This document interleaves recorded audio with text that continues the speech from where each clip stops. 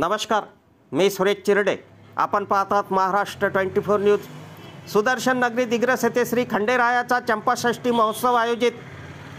सुदर्शन नगरी दिग्रस येथे महंत श्री गुरुवर्य दत्तात्रेय महाराज काळे यांच्या मार्गदर्शनात श्री खंडेरायाचा चंपाषष्ठी महोत्सव आयोजित करण्यात आला आहे.